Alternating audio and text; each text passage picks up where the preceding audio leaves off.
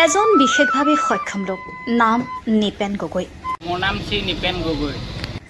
তেওঁৰ ঘৰ গোলাঘাট জিলাৰ হিয়ালখাটিত। মোৰ ঘৰ হিয়ালখাটি, মই তাপাই গোলাঘাট। হয়। নিপেন গগৈ পৰিয়ালত ব্যক্তি বুলিবলৈ কেৱল তেওঁ আৰু তেওঁৰ বৃদ্ধা মাতৃ। পৰিয়ালত কোন কেনেকৈ আছে? অকল মা আছে আৰু মই আছোঁ। মা বয়স হৈছে? মই 65 মান হ'ল। এতিয়া আপুনিয়ে পৰিয়াল চলায় নেকি? মই এতিয়া পোহপালন দি থাকোঁ। নিপেন গগৈ এজন বিশেষভাৱে সক্ষম লোক। তেওঁ এটা চকুৰে সম্পূৰ্ণকৈ নেদেখে আৰু আন এটা চকুৰে অলপ অলপকৈ দেখা পায়। তথাপি তেওঁৰ মনত কোনো দুখ বেজাৰ নাই।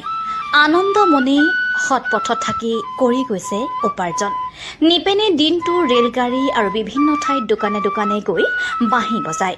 নিপেনৰ বাঁহীৰ মাত শুনিলে যিকোনো লোকৰে অন্তৰ চুই যাব। অলপমান মানে উঠিলে কেইটকামান, বৰ বেছি উঠা নাই। আৰু কিমান ঘূৰিব? আৰু ঘূৰিম এঘণ্টামান সময় ঘূৰিম। তাৰপিছত আকৌ আলিপুৰ ইণ্ডাষ্ট্ৰি আহিব, সেইখনত আকৌ ফৰকাটিং গুচি।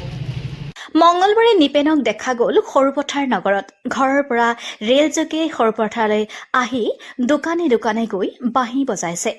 নিপেনৰ বাঁহীৰ মাতত সৰুপথাৰ নগৰৰ দোকানীসকলেও মৰম আৰু শ্ৰদ্ধা জনাই যোনে যি পাৰে বৰঙণি আগবঢ়াইছে। আৰু এনেদৰে এজন বিশেষভাৱে সক্ষম লোকে সৎপথত থাকি কঠোৰ সংগ্ৰামৰ মাজেৰে পৰিয়াল পোহপাল দি বহুজনৰ বাবে আদৰ্শ হৈ পৰিছে।